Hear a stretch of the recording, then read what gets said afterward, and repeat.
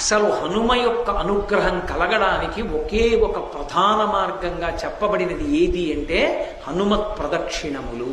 హనుమకి ప్రదక్షిణం చెయ్యాలి.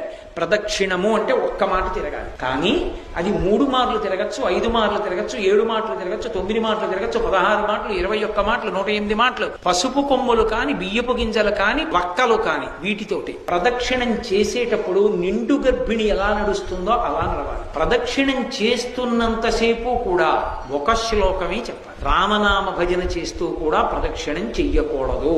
హనుమత్ ప్రదక్షిణం చేసేటప్పుడు చెప్పవలసిన శ్లోకం ఏమిటో పరాశర సంహిత చెప్పింది. ఆయన దగ్గరికి వెళ్ళినప్పుడు ఆంజనేయం మహావీరం బ్రహ్మ విష్ణు శివాత్మకం తరుణార్క ప్రభం శాంతం ఆంజనేయం నమామ్యహం అంటూ తిరగాలి. పరమ మౌనంతో ఆ శ్లోకం ఒక్కటి చదువుకు